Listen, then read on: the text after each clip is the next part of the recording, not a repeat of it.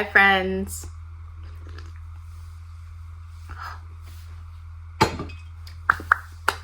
So sorry. I have to have a drink with me at all times, if not multiple drinks, usually water, something caffeinated, and something zero sugar, just because. So it's Monday. If you're new to my channel, I typically post a weekly public library book haul, and today is the day. So I do have my library stack here that I'm going to share with you guys, as well as a little mini thrift haul of physical media that I found, as well as some home goods. And then I also want to, one second, go over some new downloads on my Kindle with you guys. And then last but not least, another update on a upcoming author event. So if you have not yet and you're new to this channel, please like videos that you watch, subscribe for more content. It helps me a lot with just trying to grow. And also, I love to read. I am obsessed with books. I'm obsessed with reading. I am in love with the public library. I host a book club in person. And so my life just is centered around reading, really.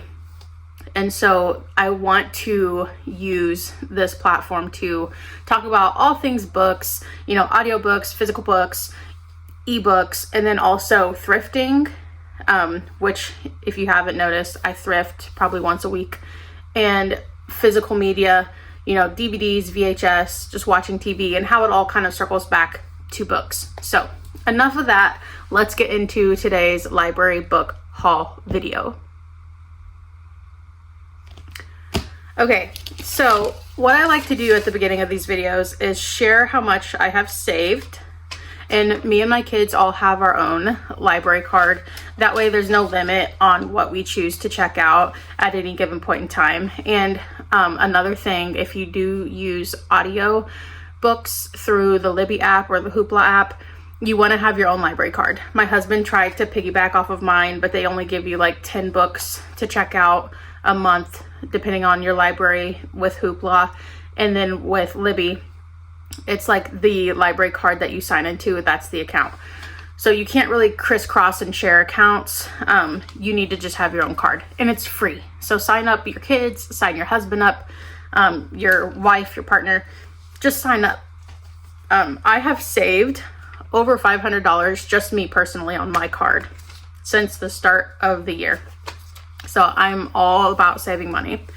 So I'm going to share these books with you. I do have two newer book releases from 2026, as well as some older books. And this is going to be a more mystery, thriller, horror, cozy book haul. So just letting you know now.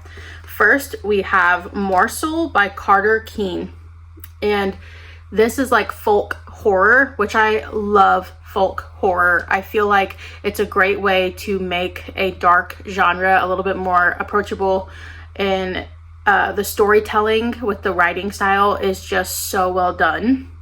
This says it is a delicious folk horror where one is learning to bite back when the world is determined to eat them alive. And the artwork here is just so 2026 right now. If you can see, the library does do a plastic sleeve, so you'll have to just forgive the glare. But it looks like an animal skull with some, you know, vegetation, some growth. We also have like a life cycle of a bug here. There's mushrooms. Of course, there's a mushroom trend going on right now. But this says, Lou did what the children of parents with back-breaking, poorly paying jobs are supposed to do. Pulled up her bootstraps, went to college, and got an office gig with coworkers who won't stop talking about their multi-level marketing scheme disguised as self-betterment. When Lou accepts a property appraisal assignment in the rural hills of Ohio, she knows it's her last chance to save her job and keep making rent. But she quickly finds herself stranded in the middle of nowhere with a sabotaged truck, her dog, and someone, or something stalking her through the ancient Appalachian woods. If she can't escape the woods in time, she'll see firsthand that her job isn't the only thing that wants to eat her alive. And it's a pretty short read. So this is just so enticing. It's like a 200-page read here. This was released in June of 2026. And so I am trying to do a better job about not being greedy when I go to a library, but I do tend to grab as much as I can carry. And so this book haul is going to be books that are probably 400 pages and less, whereas my last library haul I had monstrous books. So I'm trying not to be too overwhelmed with the amount of reading that I need to do for NetGalley, as well as personal reading and themed reading, and we'll get into all of that later. But if you don't know, I typically will read 10 plus books in a month, and right now I think I'm at 12 so far for July. So next we have T. Kingfisher's 9 Goblins. This came out February of 2026. We have a really fun illustration here of a whole pile of these goblins, and there seems to be some kind of hierarchy going on here. It says it is a tale of low fantasy and high mischief. And I did mention T. Kingfisher in a previous video where I could not remember the title of the book that I had read, but it was What Stalks the Dead, I believe. And it was a part of a series. It was book number 1, and it followed this individual who returns to try to help a friend and this couple in time of need, and the setting is like creepy old manor house in the back woody marshlands, and you also have these rabbits who are taken over by some horrific disease, and it ends up being attached to fungi, and it was just a wild cozy ride. I really enjoyed it. So 9 Goblins is kind of like another cutesy cozy read. It's literally like under 150 pages. It says, no one knows exactly how the Goblin War began, but folks will tell you that goblins are stinking, slinking, filthy, sheep stealers, henhouse raiders, obnoxious, rude, and violent. Goblins would actually agree with all of this, and might throw in cowardly and lazy too for good measure. But goblins don't go around killing people for fun, no matter what the propaganda posters say. And when a confrontation with an evil wizard lands a troop of 9 goblins deep behind enemy lines, Goblin Sergeant Nasilica must figure out how to keep her hapless band together and get them home in one piece. Unfortunately, between them and safety lies a forest full of elves, trolls, monsters, and the most terrifying creature of all, human beings. I love when authors do the switcheroo with human beings, like as a race being the evil in a story, or being the most unhinged of all these different type of characters, especially in the fantasy world, because you do see that a lot, and I eat it up. So yeah, this is literally just another quick fun read for me personally. This just felt very much like a perfect cozy fall book recommendation, and so I'm really excited to see my thoughts on this one, because I feel like T. Kingfisher has such a way with words that it's almost a signature, and I love that when I can find an author who has a certain writing style that you can just tell from reading it who the author is. Okay, next we have another quick little cozy one here before we dive into the much darker books of this kind of mystery thriller horror book haul. This is Hot Pot Murder, and it's by Jennifer J. Chow, and it's an LA night market mystery. And if you guys did not know, I do have Death by Bubble Tea, and this is my copy, and I love these little cozy mysteries because they do typically include recipes, and all of my cozies are over here. I did also start the Vivian Chin Noodle Shop mystery series, and I just thought it was so fun.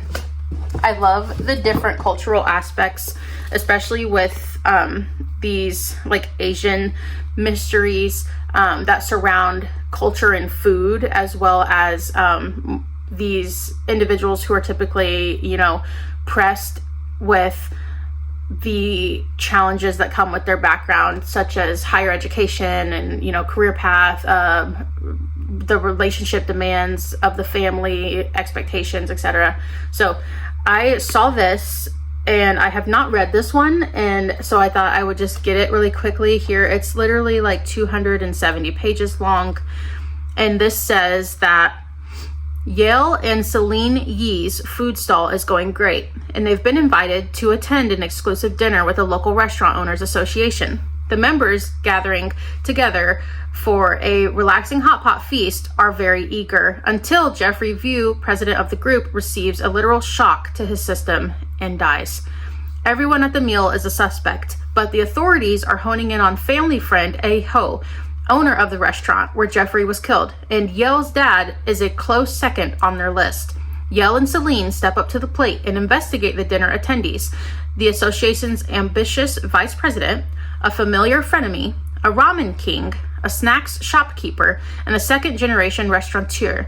It's up to the detecting duo to figure out what really happened before their friends and family have to close their businesses for good. So this is like a very similar setting in terms of the restaurant culture.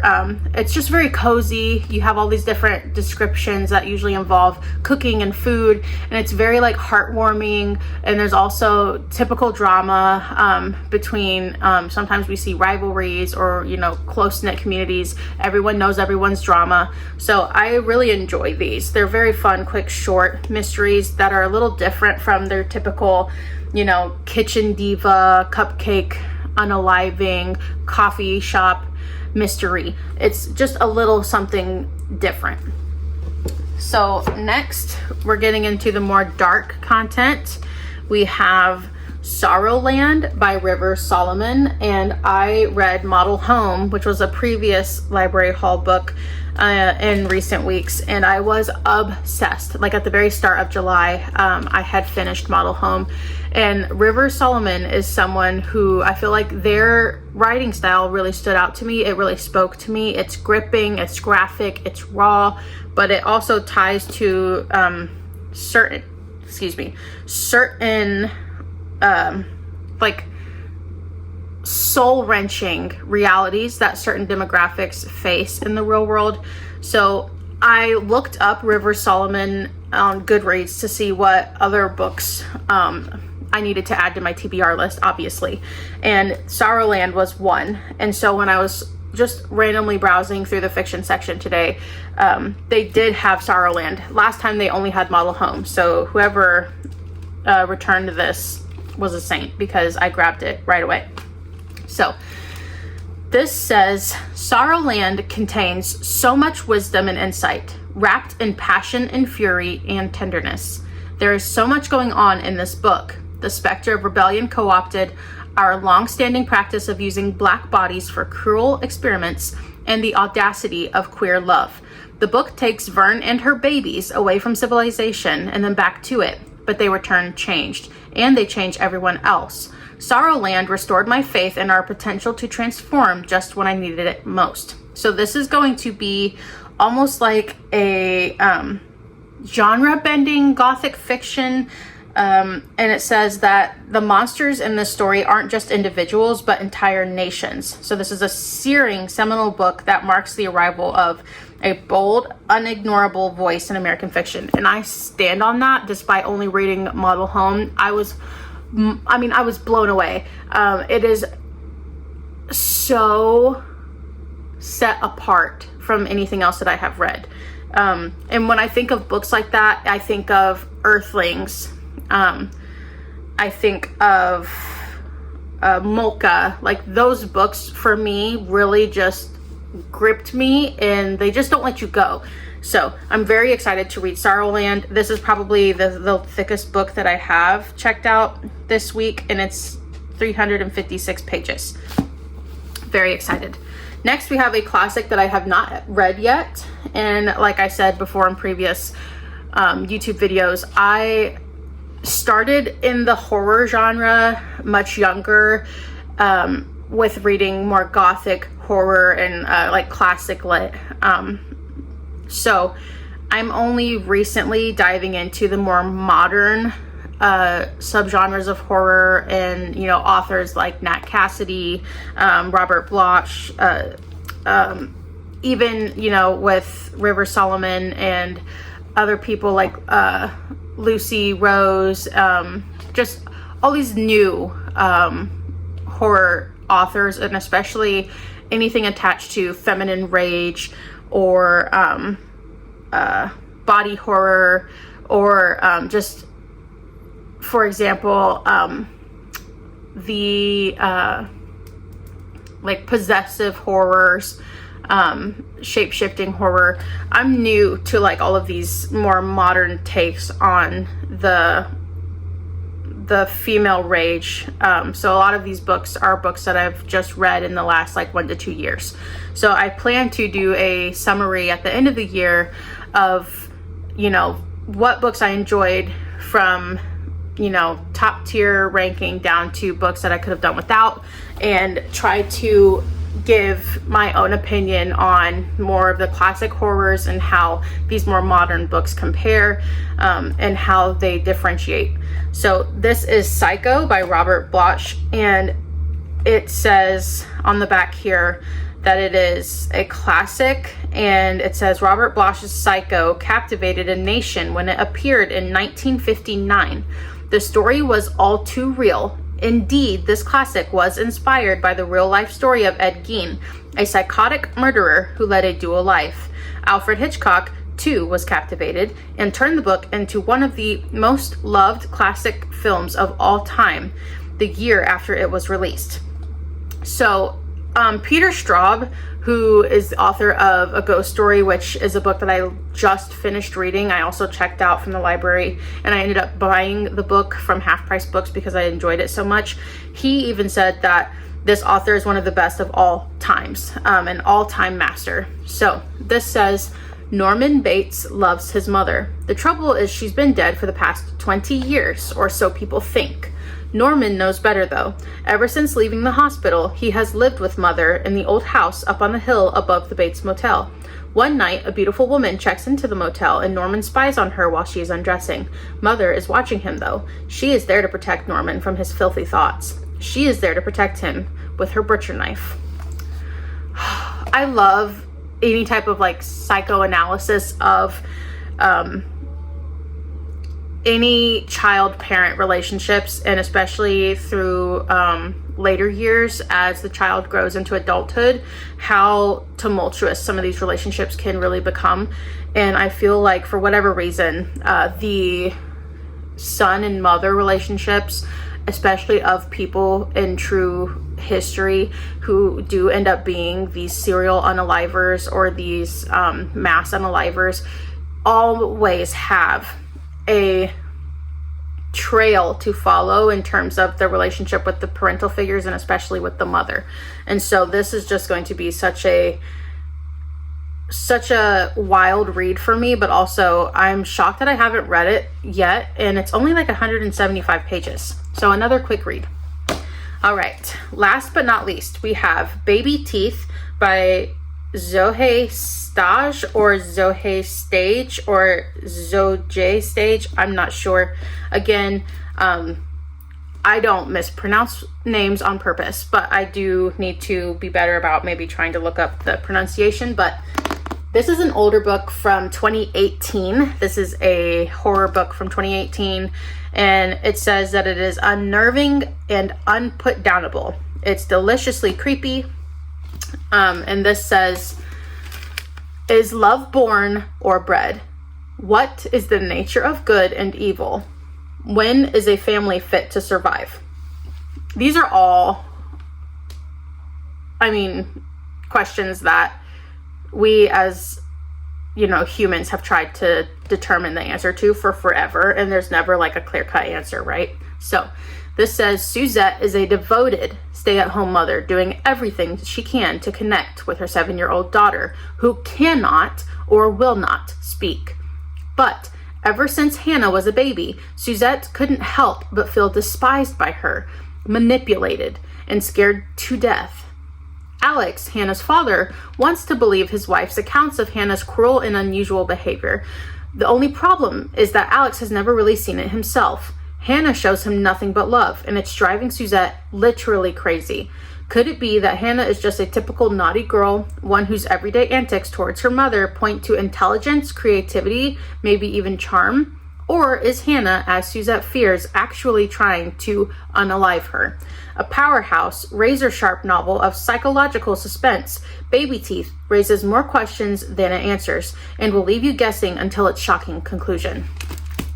This could go so many different ways. I feel like this could be a story about motherhood and the effects after pregnancy, both mentally, physically, emotionally, etc., with the mom. This could also be true, what they're claiming, and the daughter could actually be this manipulative this early on, especially given the fact that it does claim that the mom is so devoted, like helicopter mom vibes, and the dad is just not attentive and probably just going to work and coming home and not really diving in deeper to this. I have no idea how this is going to go, but I know that it's going to be thrilling, and I love a book that makes you question concepts like even more.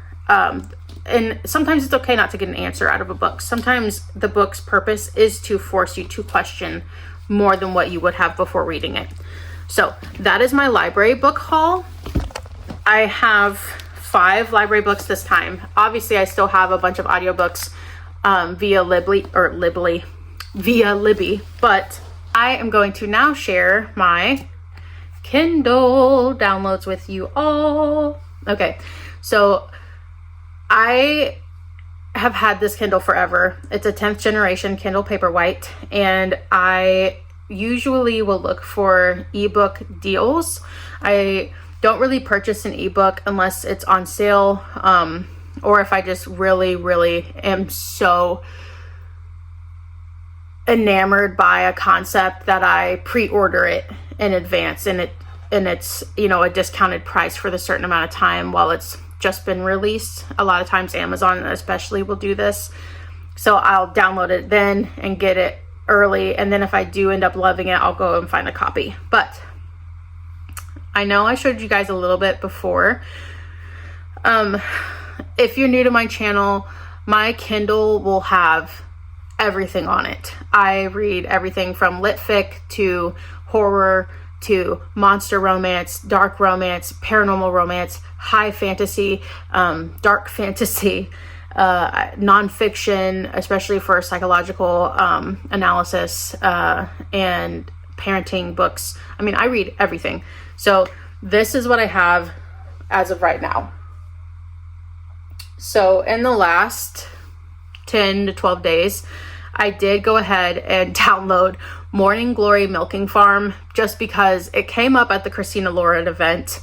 It also came up in a discussion between me and my husband. It's been on a recommended monster romance list for forever, and I've put it off long enough. I need to just read it. And then my sister-in-law is currently reading the Ice Planet Barbarians series by Ruby Dixon. So I do have the first book in the series. It is a very long series, but I am curious, and I know that the first book starts off more intense because of circumstances that they need to outline for the rest of the series to kind of follow. So I'm very intrigued because it does sound very much like, it just made me think of Vin Diesel's movies with Riddick, like Riddick vibes, but in some kind of other planetary world where it's freezing cold and you have these like avatar type of beings who are much larger, much stronger, different color skin, and they end up kind of coming to the rescue to help this group of women who's been kind of unfortunate in circumstances. So, and I will say this, regardless of how you view monster romance, if you're like me and you read all genres and you've read a crazy amount of books, eventually you will get to the genre. You just have to keep finding new and fun, wild things to read. You just have to. So The last one here that's more monster romance is also a Lillian Lark book called Deceived by the Gargoyles. And there's like a whole series I have of hers. But again, they're just quick, fun, romantic reads. And I will say this, it's not, I tried to explain this to my mother-in-law too. It isn't always going to be some romance smutty book where it's full-blown animalistic form. Usually what happens is there's a concept for, you know, a werewolf or a minotaur or something, and it's more humanoid than not. So, and the being is still of like a human mindset, and the way that they communicate, the lifestyle. It's not as extreme as, I mean, not to speak on all of the romances out there, but the ones that I read are not as extreme as maybe some other ones. Now, moving forward, I have Hooked by Yuzuki, which I spoke earlier about having a copy of Butter, and I went ahead and looked on Kindle just to see, and it was on sale. So I did get it for, I think, $3.99 with my Kindle points. And then I also have Punk 57 by Penelope Douglas, which is more of a hot and steamy romance. And then I have Natural Beauty by Ling Ling Huang, which is more of like a body horror story, but like more lit fic style of writing. And then I also wanted to share a little bit more further into it past what I shared before in a previous video, just so you guys can kind of get an idea here, because I do have a lot of, you know, dark romance, but I do also support small authors as well. People who are self-published on Amazon. So I'll just download whatever is, you know, either affordable or new release, just to try to support smaller, newer authors, so to leave a review to maybe help them with their journey as well, because I just think that's the nice thing to do. So I also have, let me see here, let me go up. I have Kin, which is supposed to be like a family story. But then these are also my other new ones. I don't know if you guys can see this as well. But Rachel Harrison is an author that's new to me. She did just have a new upcoming release, and I can't remember the title, but it's a cake, like a wedding cake, and it's like a slasher vibe. But Rachel Harrison also wrote So Thirsty and Cackle. So these are more in the like whimsical, magical, kind of dark stories, a little bit of like paranormal romance vibes. And then I have two other horror books, like just straight up horror. And one is called The Reddening, and it's giving like werewolf, demon kind of vibes. And then it says it's a gripping folk horror thriller, and it's Adam Neville, and he's also the author of The Ritual. So I figured I needed to read this book. It was just on a recommendation list of like must read horrors, so I thought, gotta read it. And then I also have You Invited It In, which is another horror book, and it's by Sarah Jules, and it says, this is what's so funny, it says, sometimes it's best to mind your own business. And that's the truth. So that's what I have right now that are more recently downloaded ebooks on my Kindle. And last but not least here, I did want to just take a moment to share some physical media thrifted that I did find just in time for Halloween. So Code Orange is hitting. Everyone is freaking out because summer is coming to a slow end here, and everyone's wanting to rush towards Halloween. And look at all of these great movies that I found just in time. I have a DVD player, I have a DVD TV in my kitchen, like a kitchen TV, and then I also have a VHS DVD player that my father-in-law gave me. So I found today, actually, John Carpenter's Halloween, the OG. It was $2 and it was in perfect condition. So I'm so excited for that. And I'm also doing a series where I read and watch, and I have the Hannibal Lecter books, and this is Red Dragon. So this is the story of Dr. Lecter, and then like the FBI agent Will Graham, who kind of comes in and snatches him up, and the FBI agent is like in retirement, but he gets called out of retirement to come and catch this crazy guy. And it kind of just follows this unaliver called the Tooth Fairy Killer. And so they kind of have to like try to work to find this guy in time. It's insane. But for those of you that don't know, like before Silence of the Lambs, before any of that stuff, this is where it all started. So I am curious to kind of reread Red Dragon because it's been so long, and then to actually watch the movie because I've never seen the films. So I know, gasp. Growing up, we were not allowed to watch a lot of TV. My family was very much like religious, not great. But a lot of these movies I wasn't allowed to watch anyways, and I've just never seen them. I also found The Shawshank Redemption, which is based off of the Green Mile. And it's another opportunity for a read and watch. I have not read The Green Mile yet. It's one of the few Stephen King books I have left to read. That is another series that I'm working on.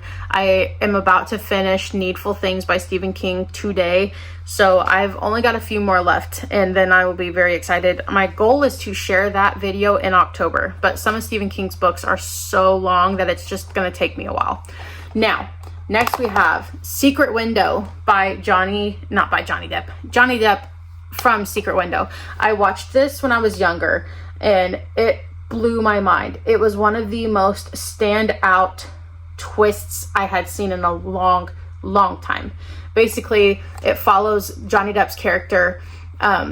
He is separating from his wife, and he's staying in this remote lake house, and he's trying to work on a story, right? But then there's an issue where there's this confrontation about plagiarism, and he's starting to get all these threats, and Johnny Depp's character is kind of like beginning to panic. He feels like someone's like after him. But I mean, the twists and turns you just will not see coming. If you've not watched The Secret Window, I highly recommend. It's so good. And then obviously, this is such a classic, Army of Darkness here. I've only seen this once, but it's definitely perfect for Halloween. And it basically is like a zombie ghost army of like skeletons that come out to kind of take over. Like these undead beasts come out, and Ash, who is the main character here with the chainsaw, he's like famous for this freaking chainsaw. He has to like save everyone. He has to save the world from the living dead. He has to like save his girlfriend. Like very machismo, very macho kind of movie, but it's just it's so good. And it's not like, it's not really old, but it's old enough. Like it's like 1998. So it's not gonna be jump scary, like modern horror vibes. This is more like, in my opinion, gonna be a cozy Halloween watch, just because it's nostalgic. In my opinion, my dad loved stuff like this. And so it's just a typical story of, there's one man out there. Can he save the world and save his girl? And of course he's got to do it with, you know, his abs out. And it's just, I don't know. Just watch it and you'll know what I'm talking about. Last but not least, one of my most favorite paranormal films of all time, and even the second movie as well is one of my favorites, Underworld. A lot of people out there are like Twilight stans, and I like Twilight too, but I was an Underworld girly through and through before Twilight was ever a thing, and I'm still an Underworld girly. And Celine was such a baddie, and it's basically a story of vampires versus lycans or werewolves, and how the story goes back years and years. And there is there's some drama going on with bloodlines and lineage, and who's going to be of power. And there's Celine, in the midst of all of this, learns about her backstory, and things aren't what she thought they were.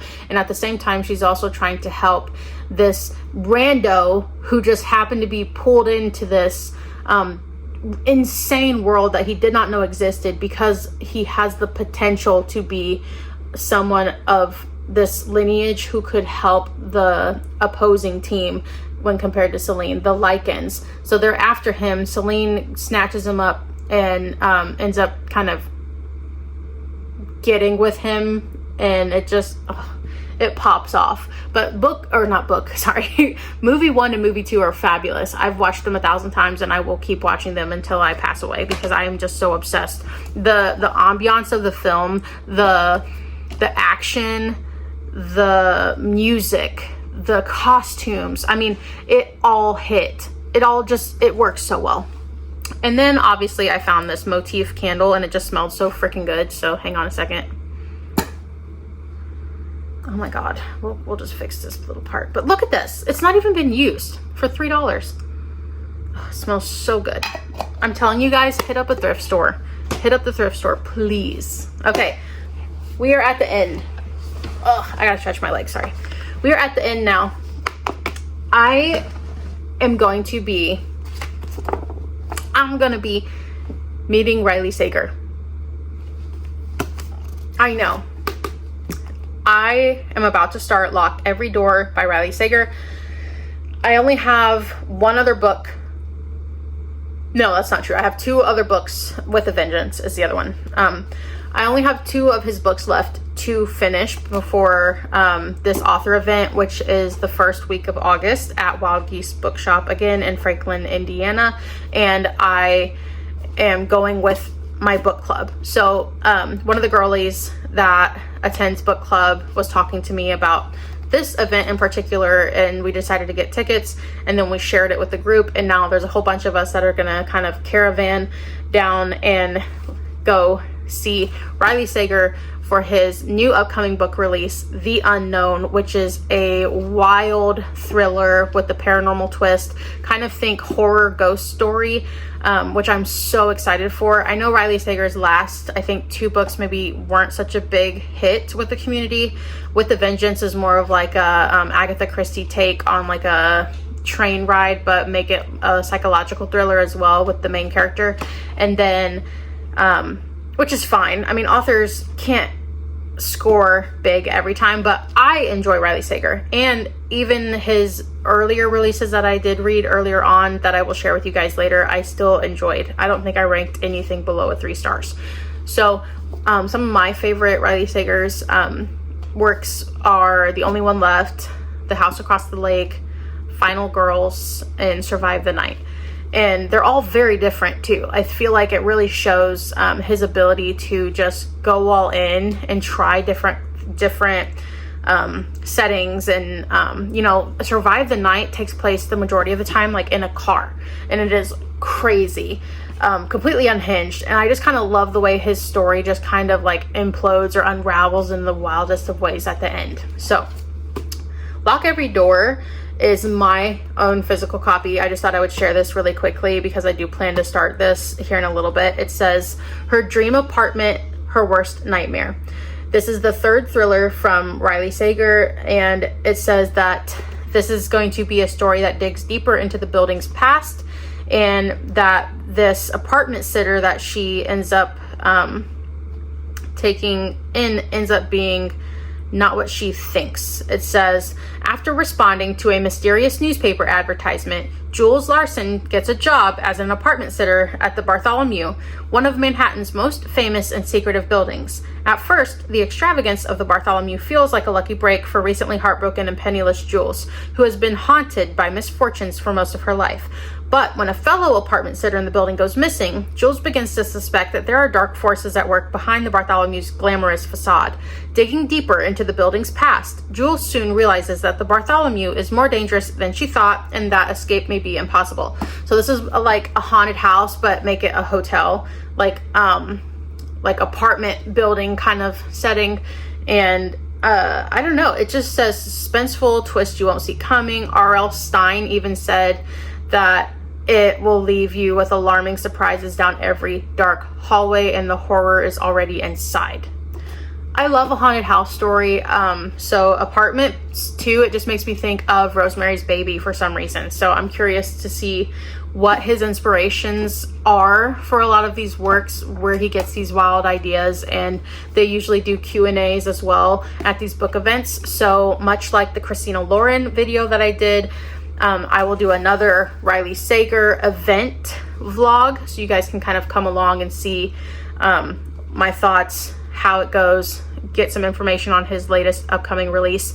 And then yeah, I plan to do a Riley Sager ranking video as well in the fall, so make sure that you subscribe if you have any interest. Riley Sager is a mystery thriller author, but with more paranormal aspects to some of his works. So that is all I have for right now, you guys. Thank you so much for listening to me blab about my library book haul, thrifting, and my ebooks. I really want to just have a good time. I want to have a good time. I love to do themed reading where, you know, each month I try to pick different themes to really help me with getting through my TBR, because sometimes it can just be so difficult to pick something. So if that is a challenge that you struggle with, I do plan to share an upcoming video about annotating and themed monthly reading.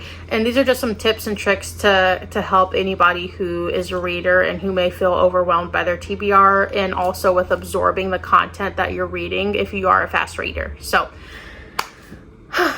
I hope you're doing okay, and I will chit chat with you guys later. Bye.